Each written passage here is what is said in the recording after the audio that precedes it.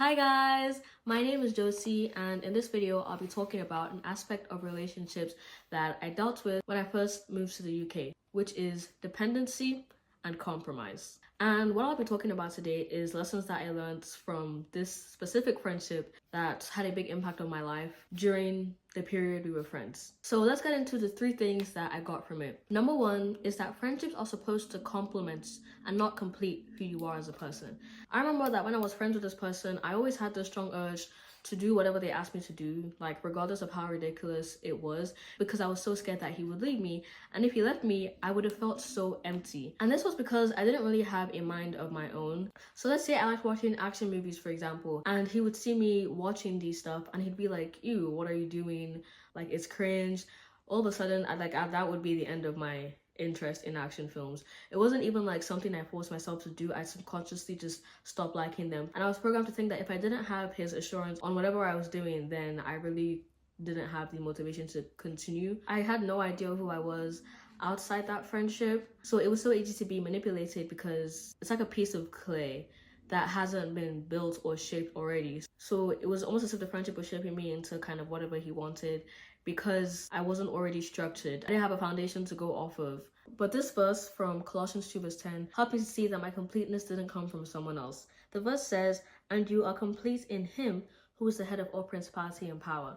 Once I realized that my completeness comes from Jesus and comes from what his word says about me, I wouldn't feel the need to attach that feeling to what someone else says about me or what someone else wants from me, because I do not like anything in him. Moving on to number 2 thing that I learned is that if I'm already missing something, for example, I'm missing validation or security, then a relationship oftentimes doesn't fix that problem, but rather it magnifies it. Take this for example. I was watching a show on Netflix called You and Everything Else. I do not recommend. But one thing I got from it was the female main character is dealing with insecurities about herself. And now she's in this relationship with her boyfriend, but he's not able to make up for that insecurity.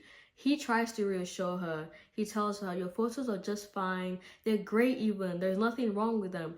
But she cannot see that. And this just goes to show that relationships cannot patch up what is already missing. If someone goes into a relationship without a complete sense of their worth, then that relationship would end up as the compensation for that. And usually that just doesn't work out. The relationship that I just talked about in the show, at the end of the day, they broke up because no human being can completely give you that reassurance or validation or security that you seek. It has to be founded in something already complete. Obviously, we're not going to fully heal before entering a relationship, but it's important to, to realize these things first. And I deal with them through praying, talking to God about it, seeing what the scripture has to say about these things that I feel I lack, and showing how I'm actually enough so I don't constantly seek these things in other people. Number 3 thing I learned is to go into relationships or friendships having a clear idea of what a good one is supposed to look like.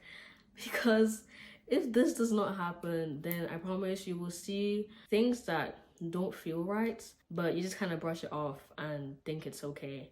I remember this friend that I've been talking about, he would compare me with other people all the time to get me to do things that he wanted me to do. So it was after we stopped being friends that I became friends with much better people, and I would begin to realize that like what was happening really was not fine. It really helped me to set standards as well for my future relationships, because now, for example, if I'm friends with someone and they consistently call me like the B word, for example, I don't take it lightly, just because in past friendships I've had, I wasn't called that. We didn't call each other that, and we really believed in mutual respect, so we didn't really take things like that as a joke. So I've been able to set boundaries in these future relationships based on the good things that I've seen in past friendships. And it's also good to ask for advice as well. Like if I see someone moving weird, I can just tell my mom and be like, this person kind of did this and this, and she just be like, oh no, that's not okay. So it's important to reach out. So if you're doubting yourself, someone else can tell you this is not okay. Friendships have a big impact on us, so you might as well pick the ones that impact us positively.